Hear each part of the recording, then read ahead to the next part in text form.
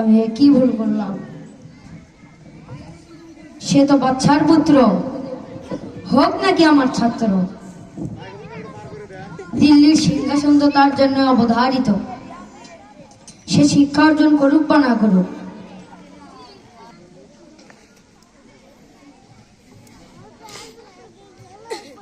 হে আল্লাহ, রহম করো, জানি না আমি কি ভুল করেছি। তোমার হাবিবের কাছে আমরা জেনেছি যে দুই ব্যক্তি অনেক সম্মানিত, তার মধ্যে একজন শিক্ষক।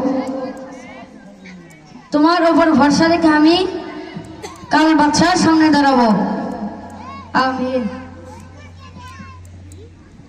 সালাতু খায়রুম মিনান নাওম। দিল্লির অধিপতি বাদশাহ আলমগীর রাজদরবারে হাজির।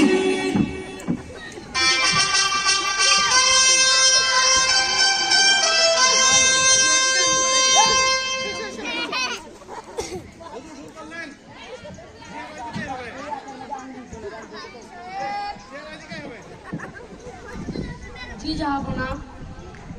এক্ষুনি রাজদরবারের শিক্ষাগুরুকে ডেকে নিয়ে এসো। আপনার যে হুকুম জাহাপনা। আমি শিক্ষক, শিক্ষাগুরু, আমি সবার শ্রেষ্ঠ। আমার কিসের ভয়? তাতে আমার গর্দান যাক।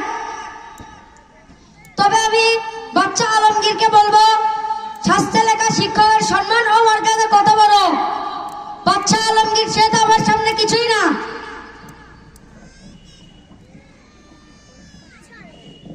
আসসালামু আলাইকুম উস্তাদজি। ওয়ালাইকুম আসসালাম। এত সকালে আপনারা? বাদশাহ আলমগীর আপনাকে রাজদরবারে স্মরণ করেছে। জি, চলুন যাওয়া যাক।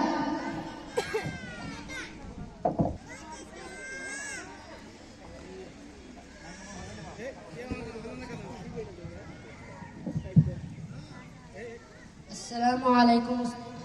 আসসালামু আলাইকুম। বিলম্বের অপরাধ ক্ষমা করবেন জাহাপনা। শিক্ষাগুরুজিকে আপনার কথা মতো হাজির করা হয়েছে জাহাপনা। কেমন আছেন? আলহামদুলিল্লাহ। আমার পরম সৌভাগ্য যে দিল্লি বজিদার লোক পাঠিয়ে আমাকে তার দরবারে হাজির করেছে। কি এমন কথা জাহাপনা যা শোনার আমার বড় ইচ্ছা। আপনার সৌভাগ্য কিনা সেটা আমি বলতে পারবো না, তবে আমার জন্য এই বিষয়টি সৌভাগ্য নয়, এটা আমি নিশ্চিত। শাহজাদাকে আপনি কি শিক্ষা দিয়েছেন? অপরাধ দিবেন না জাহাপনা। কেন, আমি তো তাকে এমন শিক্ষা দেইনি যা নিয়ে প্রশ্ন উঠতে পারে। আমি ভুল বা অপশিক্ষার কথা বলছি না, তবে এই শিক্ষাটা পরিপূর্ণ হচ্ছে বলে মনে হয় না। বিষয়টি পরিষ্কার করে বললে আমার বুঝতে সুবিধা হয়। পুত্র আমার আপনার কাছে সৌজন্য বোধ কিছু শিখছে বলে মনে হয় না।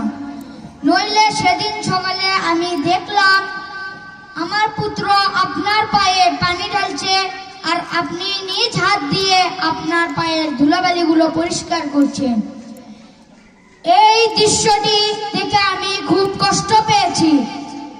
কেন সে নিজ হাতে আপনার পায়ের ধুলাবালিগুলো পরিষ্কার করে দিবে না?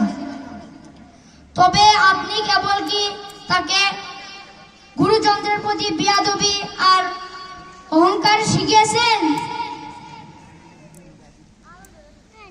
সে তো কোনোদিনই জনগণের দুঃখ বুঝবে না। ভবিষ্যতে সে সাম্রাজ্য চালাবে কি করে? আপনার এই উদারতা ইতিহাসে চিরস্মরণীয় হয়ে থাকবে জাহাপনা। আজ থেকে আপনার হাত ধরে শিক্ষাগুরুর শির চির উন্নত হলো। সত্যি আপনি মহান উদার বাচ্চা আলমগীর।